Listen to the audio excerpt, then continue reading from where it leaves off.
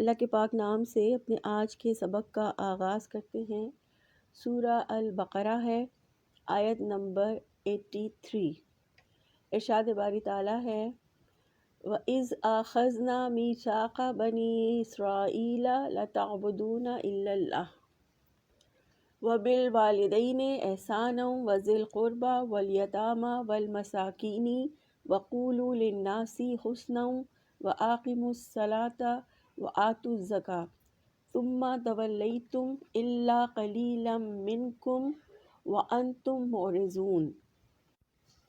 لفظی ترجمہ ہے وَإِذْ اور جب آخذنا ہم نے لیا میثاقہ پختہ عہد بنی اسرائیل بنی اسرائیل سے لا نہیں تعبدون تم سب عبادت کرو گے الا اللہ مگر اللہ کی وبالوالدین اور والدین کے ساتھ احسان کرنا وذی القربہ اور رشتہ داروں کے ساتھ والیتامى اور یتیموں کے والمساکینی اور مساکین کے ساتھ بھی وقولو اور تم سب کہو للناسی لوگوں سے حسنا اچھی بات وآقیموا اور تم سب قائم کرو الصلاۃ نماز وآتو اور تم سب ادا کرو الزکاۃ زکوٰۃ ثم تولیتم پھر تم پھر گئے الا قلیلا مگر تھوڑے سے منکم تم میں سے وانتم اور تم معرضون تم سب اعراض کرنے والے ہو۔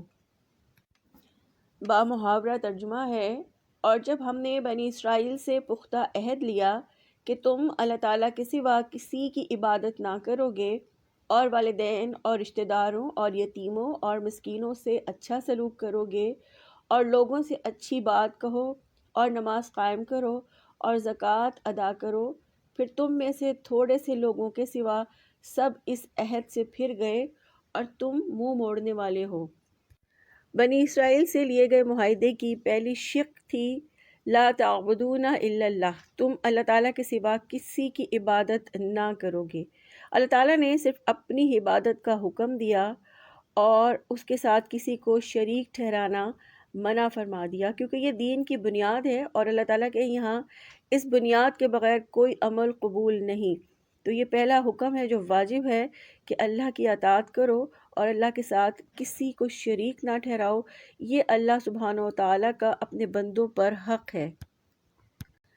اسی وجہ سے اللہ تعالیٰ نے ہر امت میں جو رسول بھیجے ان کا سب سے پہلا پیغام یہی ہوتا تھا کہ ایک اللہ کی عبادت کرو۔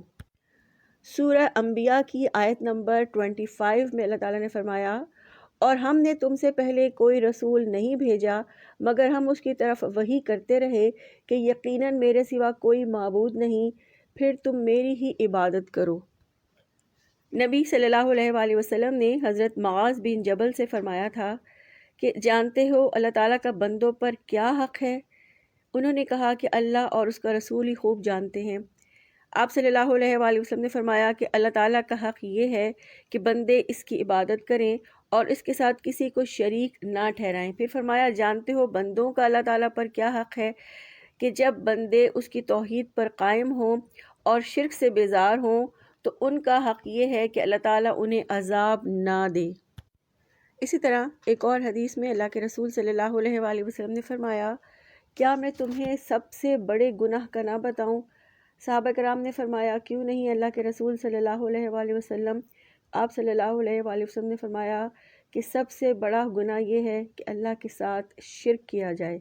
پھر اسی طرح ایک اور حدیث میں اللہ کے رسول صلی اللہ علیہ وآلہ وسلم نے فرمایا اللہ کے ساتھ کسی کو شریک نہ ٹھہرانا، اگرچہ تمہیں جلا دیا جائے، اگرچہ تمہیں قتل کر دیا جائے۔ تو سب سے پہلا حق خالق کا ہے کہ انسان صرف اسی کی غلامی اختیار کرے اور اس کے ساتھ کسی کو شریک نہ کرے، دعائیں اور امیدیں صرف اللہ تعالیٰ سے، توکل اللہ پر، رجوع صرف اللہ تعالیٰ سے، غرض ہر معاملات میں صرف اللہ سے رجوع کرے اور خالص اللہ کی غلامی اختیار کرے۔ پھر فرمایا وبالوالدین احسانا اور والدین سے احسان کرو۔ اللہ تعالیٰ کے حق کے بعد سب سے بڑا حق والدین کا ہے، اسی لیے اللہ رب العزت نے اپنے حق کے بعد والدین کے ساتھ حسن سلوک کا حکم دیا ہے۔ اللہ تعالیٰ کے حق کے بعد والدین کے حق کا ذکر قرآن مجید میں 4 مقامات پر آیا ہے۔ ان میں سے ایک مقام یہ ہے، بندوں کے حقوق میں سب سے پہلا حق والدین کا ہے، کیونکہ جتنا قریبی رشتہ ہوتا ہے اتنا ہی اس کا حق زیادہ ہوتا ہے۔ والدین کے ساتھ حسن سلوک فرض ہے، اور والدین کے ساتھ حسن سلوک میں قولی اور فعلی ہر رویہ شامل ہے جسے حسن سلوک کہا جا سکتا ہے۔ سورہ بنی اسرائیل کی آیت نمبر 23 میں اللہ تعالیٰ نے والدین کے حقوق کو بہت اچھی طرح سے بیان فرمایا ہے۔ ارشاد باری تعالیٰ ہے، اور آپ کے رب نے فیصلہ کر دیا کہ تم اس کے سوا کسی اور کی عبادت نہ کرو اور والدین کے ساتھ اچھا سلوک کرو۔ اگر آپ کے پاس ان دونوں میں سے ایک یا دونوں بڑھاپے کو پہنچ جائیں تو ان دونوں کو اف تک نہ کہو اور نہ ہی ان کو جھڑکو اور ان سے عزت والی بات کرو۔ یعنی والدین کے ساتھ بری بات کہنا یا ان سے اکتاہٹ کا اظہار کرنے سے بھی منع فرمایا ہے۔ اور والدین کے ساتھ حسن سلوک یہ ہے کہ ان کی خدمت کی جائے، ان کی فرما برداری کی جائے، ان کے مطالبات کو پورا کیا جائے، ضرورت کے موقع پر استطاعت کے مطابق ان پر خرچ کیا جائے اور ان سے نرمی کا برتاؤ رکھا جائے۔ اس کے ساتھ ساتھ والدین کے ساتھ حسن سلوک یہ بھی ہے کہ ان کی موت کے بعد ان کے لیے مغفرت کی دعا کی جائے اور ان کے رشتہ داروں کے ساتھ صلہ رحمی کی جائے۔ آج کے دور کا المیہ یہ ہے کہ بچے اتنے مصروف ہو چکے ہیں کہ ان کے پاس اپنے والدین کے لیے وقت نہیں ہوتا، تو والدین کے ساتھ حسن سلوک یہ بھی ہے کہ اپنی مصروفیت میں سے کچھ وقت نکال کے والدین کے پاس بیٹھا جائے، ان سے باتیں کی جائیں، ان کی باتیں سنی جائیں، ان کی جذباتی ضروریات کا خیال رکھا جائے اور ہر وہ کام کیا جائے جو ان کے دل کو خوش کر دے۔ رسول اللہ صلی اللہ علیہ وآلہ وسلم کی متعدد احادیث سے ہمیں والدین کے حسن سلوک کا حکم اور اس کے اجر کا پتہ چلتا ہے۔ اللہ کے رسول صلی اللہ علیہ وآلہ وسلم سے پوچھا گیا کون سا عمل افضل ہے؟ آپ صلی اللہ علیہ وآلہ وسلم نے فرمایا وقت پر نماز پڑھنا۔ پوچھا گیا پھر کون سا؟ آپ صلی اللہ علیہ وآلہ وسلم نے فرمایا والدین کی فرما برداری کرنا۔ اسی طرح ایک حدیث میں رسول اللہ صلی اللہ علیہ وآلہ وسلم نے فرمایا تم پر ماؤں کی نافرمانی حرام کر دی گئی ہے، اور والد کے بارے میں آپ صلی اللہ علیہ وآلہ وسلم نے فرمایا والد کی رضا میں رب کی رضا ہے۔ پھر فرمایا وذی القربیٰ اور رشتہ داروں کے ساتھ۔ والدین کے بعد اللہ تعالیٰ نے رشتہ داروں کے ساتھ حسن سلوک کا حکم دیا ہے۔ رشتہ دار خواہ دور کے ہوں یا قریب کے، ان کے ساتھ قول اور فعل کے ذریعے سے حسن سلوک کے ساتھ پیش آنے کا عہد لیا گیا ہے۔ قرآن پاک میں 11 جگہ رشتہ داروں کے حقوق کا تذکرہ ملتا ہے۔ اس سے ہمیں رشتہ داروں کے حقوق کی اہمیت کا پتہ چلتا ہے۔ رشتہ داروں کے ساتھ حسن سلوک کرتے ہوئے ہمیں اس چیز کا خیال رکھنا چاہیے کہ یہ حسن سلوک اللہ تعالیٰ کی رضا کے لیے ہو اور اس میں بدلے کی توقع نہ ہو، اور اگر ہمارے حسن سلوک کے بعد ان کی طرف سے کوئی زیادتی کا معاملہ ہو تو پھر اس پر صبر کیا جائے۔ رشتہ داری حسن سلوک اور رشتے کا احساس کرنے سے جڑتی ہے، اور ملاقات نہ کرنے، بدگمانیاں پالنے اور رشتے کی حفاظت نہ کرنے، اس کا احساس نہ کرنے اور خوشی اور غم میں شریک نہ ہونے سے رشتہ داری ٹوٹ جاتی ہے۔ حضرت عائشہ رضی اللہ تعالیٰ عنہا سے روایت ہے رسول اللہ صلی اللہ علیہ وآلہ وسلم نے فرمایا کہ رشتہ داری عرش الہی کے ساتھ لٹکی رہتی ہے اور یہ کہتی رہتی ہے کہ اے اللہ جو مجھے جوڑے اسے آپ اپنی رحمت سے جوڑ لیں اور جو مجھے توڑے آپ اسے توڑ دیں۔ اسی طرح ایک اور حدیث میں اللہ کے رسول صلی اللہ علیہ وآلہ وسلم نے فرمایا کہ کسی کام کا بدلہ دینا صلہ رحمی نہیں ہے، بلکہ صلہ رحمی کرنے والا تو وہ ہے کہ جب اس کے ساتھ صلہ رحمی کا معاملہ نہ کیا جا رہا ہو تب بھی وہ صلہ رحمی کرے۔ ایک اور حدیث میں آپ صلی اللہ علیہ وآلہ وسلم نے فرمایا جو یہ پسند کرتا ہو کہ اس کے رزق میں اور اس کی عمر میں اضافہ کیا جائے اسے چاہیے کہ وہ صلہ رحمی کرے۔ پھر فرمایا والیتامیٰ اور یتیموں کے ساتھ حسن سلوک کرو۔ یتیم وہ ہے جو باپ کے سایہ شفقت سے محروم ہو جائے اور یتیم کے ساتھ حسن سلوک یہ ہے کہ اس کے ساتھ محبت اور شفقت والا معاملہ کیا جائے، اس کی اچھی سی تربیت کی جائے اور اس کی تمام ضرورتوں کو پورا کیا جائے۔ رسول اللہ صلی اللہ علیہ وآلہ وسلم نے فرمایا کہ میں اور یتیم کی پرورش کرنے والا جنت میں اس طرح 2 انگلیوں کی طرح ہوں گے۔ آپ سے نے شہادت کی اور درمیانی انگلی کی طرف اشارہ کر کے بتایا۔ پھر اسی طرح ایک اور حدیث میں آپ صلی اللہ علیہ وآلہ وسلم نے فرمایا کہ گھروں میں سے بہترین گھر وہ ہے جہاں یتیم ہو اور اس کے ساتھ حسن سلوک کیا جاتا ہو، اور گھروں میں سے بدترین گھر وہ ہے جہاں کوئی یتیم ہو اور اس کے ساتھ برا سلوک کیا جاتا ہو۔ پھر فرمایا والمساکینی، اور مسکینوں کے ساتھ حسن سلوک کرو۔ مسکین سے مراد وہ محتاج اور تنگ دست ہے جس کی آمدنی تو ہو لیکن اس کے اخراجات اس کی آمدنی سے زیادہ ہوں، یعنی اس کے پاس اتنا مال نہ ہو کہ وہ اپنے بیوی بچوں کا، اپنے گھر کا خرچہ پورا کر سکے۔ اللہ کے رسول صلی اللہ علیہ وآلہ وسلم نے فرمایا بیوہ اور مسکین کے لیے کوشش کرنے والا اللہ تعالیٰ کے راستے میں جہاد کرنے والے کی طرح ہے، یا اس شخص کی طرح ہے جو دن میں روزے رکھتا ہے اور رات کو عبادت کرتا ہے۔ یہ اسلام کی خوبی اور حسن ہے کہ اس نے دونوں کے مفادات کا تحفظ کیا ہے، یعنی یتیم کے اور مسکین کے۔ یتیم باپ کی شفقت سے محروم اور مسکین مال سے محروم۔ یہ اللہ تعالیٰ کا خاص حکم ہے کہ دونوں طبقات کے ساتھ حسن سلوک کیا جائے، کیونکہ اپنے جیسے لوگوں کے ساتھ تعلق رکھنا آسان ہوتا ہے اپنے ذاتی مفادات کی وجہ سے، مگر یتیم اور مسکین کے ساتھ تعلق سے بظاہر تو فائدہ نظر نہیں آتا، مگر جو اللہ سے ڈرتا ہے اور اللہ کی رضا اور خوشنودی چاہتا ہے وہ یتیم اور مسکین کے ساتھ حسن سلوک کرتا ہے اور ان کو چلتا پھرتا بینک سمجھ لیتا ہے کہ ان پر سرمایہ لگایا تو یہ سرمایہ آخرت میں کام آئے گا اور ملٹی پلائی ہوتا رہے گا۔ پھر فرمایا وَقُولُوا لِلنَّاسِ حُسْنًا، اور لوگوں سے اچھی بات کہو۔ حضرت سفیان ثوری رحمہ اللہ کہتے ہیں کہ لوگوں سے بھلی بات کہنے سے مراد ہے کہ انہیں نیکی کا حکم دو اور انہیں برائی سے روکو۔ اسی طرح قولوا للناس حسنا، اس میں لوگوں کو علم سکھانا، ان میں سلام پھیلانا، ان کے ساتھ خندہ پیشانی سے بات کرنا، نیکی کی بات کرنا، نیکی کی ترغیب دلانا، یہ تمام باتیں بھی شامل ہیں۔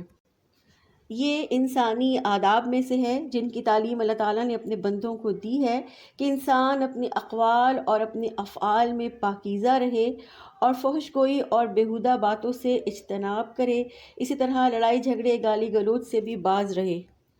حضرت انس بن مالک بیان کرتے ہیں کہ رسول اللہ صلی اللہ علیہ وآلہ وسلم نہ گالی دیتے تھے، نہ بدگو تھے، نہ بدخو تھے، نہ لعنت ملامت کرتے تھے۔ اگر ہم میں سے کسی پر ناراض ہوتے تو صرف اتنا فرماتے اسے کیا ہو گیا ہے، اس کی پیشانی میں خاک لگے۔ ایک اور حدیث میں نبی کریم صلی اللہ علیہ وآلہ وسلم نے فرمایا تم میں سے بہترین آدمی وہ ہے جس کے اخلاق سب سے اچھے ہوں۔ تو اچھے اخلاق اور اچھی بات میں درگزر کرنا، معاف کرنا، کسی چیز کو حقیر نہ سمجھنا، مسکرا کر بات کرنا اور نرمی سے بات کرنا بھی شامل ہے۔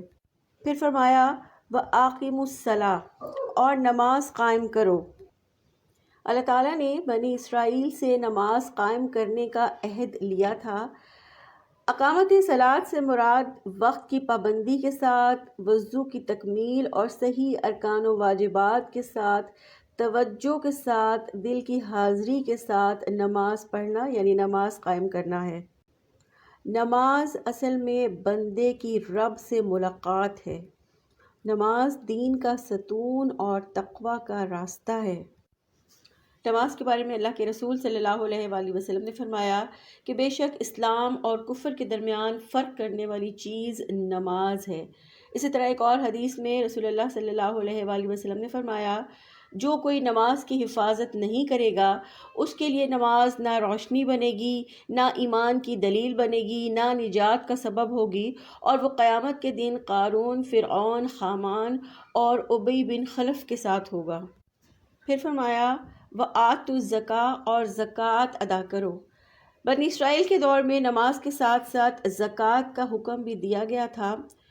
حضرت ابن عباس کا قول ہے کہ اللہ تعالیٰ نے بنی اسرائیل کے مالوں پر زکوٰۃ فرض ٹھہرائی تھی، اور یہ محمد صلی اللہ علیہ وآلہ وسلم سے پہلے ہی ان کا طریقہ تھا کہ ان کے مالوں کی زکوٰۃ قربانی تھی، جسے آسمانی آگ آ کر کھا لیتی تھی، اور یہ قبولیت کی نشانی ہوتی تھی، اور جس کو آگ نہیں کھاتی تھی اس کا مطلب ہوتا تھا کہ اس کو اللہ تعالیٰ نے قبول نہیں کیا۔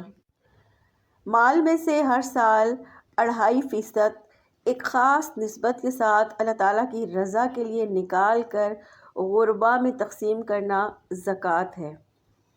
زکوٰۃ کا فائدہ یہ ہوتا ہے کہ مال چند دولت مند ہاتھوں میں سمٹ کر نہیں رہ جاتا، بلکہ اگر ایک شفاف اور پاکیزہ سسٹم کے تحت مال کو تقسیم کیا جائے تو معاشرے میں کوئی غریب باقی نہ رہے۔ آئیڈیل دور حضرت عمر رضی اللہ عنہ کا دور تھا، جب زکوٰۃ دینے والے سب تھے اور لینے والا کوئی نہیں تھا۔ تو جس طرح نماز سے انسان کی روح صاف شفاف اور پاکیزہ ہو جاتی ہے، اسی طرح زکوٰۃ سے انسان کا مال بھی صاف شفاف اور پاکیزہ ہو جاتا ہے۔ پھر فرمایا ثم تولیتم الا قلیلا منکم وانتم معرضون، پھر تم میں سے تھوڑے سے لوگوں کے ماں سوا سب اس عہد سے پھر گئے اور تم منہ موڑنے والے تھے۔ بنی اسرائیل سے لیے گئے اس عہد اور میثاق کے بعد ہونا تو یہ چاہیے تھا کہ بنی اسرائیل اسے اللہ تعالیٰ کا احسان سمجھ کر قبول کرتے اور اس کی پیروی کرتے، مگر اللہ تعالیٰ فرماتے ہیں تولیتم، تم نے پیٹھ پھیر لی، یعنی تمہیں ان احکامات سے کوئی رغبت نہ تھی، تم نے اس عہد کو، اس میثاق کو پس پش ڈال دیا، اگنور کر دیا۔ ابن عباس رضی اللہ عنہ کہتے ہیں کہ انہوں نے سب احکامات چھوڑ دیے تھے، الا قلیلا منکم، چند لوگوں کے سوا، یعنی چند لوگ ان میں ایسے بھی تھے جنہیں اللہ تعالیٰ نے اس برائی سے محفوظ رکھا اور انہیں ثابت قدمی عطا فرمائی۔ وَأَنْتُمْ مُعْرِضُونَ، اور تم منہ موڑنے والے تھے۔ بنی اسرائیل نے قصداً عمداً یعنی جان بوجھ کر اعراض کیا، حالانکہ وہ جانتے تھے، انہیں یاد تھا، لیکن انہوں نے جانتے بوجھتے ان احکامات کی پابندی کو نظر انداز کر دیا، کیونکہ یہ احکامات ان کی خواہشات نفس سے ٹکراتے تھے، اور ان احکامات کو قبول کر کے اسے اپنا کر وہ اپنی من پسند زندگی نہیں گزار سکتے، اس لیے انہوں نے شریعت کے ان بنیادی احکامات کو نظر انداز کر دیا۔ بنی اسرائیل سے لیے گئے اس عہد کی روشنی میں ہمیں اپنا جائزہ بھی لینا چاہیے کہ یہ عہد اللہ تعالیٰ نے ہم سے بھی لیا ہے، کیا ہم اس عہد کی پابندی کر رہے ہیں، یا ہم نے بھی بنی اسرائیل کی طرح اس عہد کو پس پشت ڈال رکھا ہے۔ اللہ سے دعا ہے اللہ تعالیٰ ہمیں اپنے تمام احکامات کو پوری طرح سے قبول کرنے اور اس پر بہترین طریقے سے عمل کرنے کی توفیق عطا فرمائے۔ سبحانک اللہم و بحمدک، نشہد ان لا الہ الا انت، نستغفرک و نتوب الیک۔ السلام علیکم و رحمۃ اللہ وبرکاتہ۔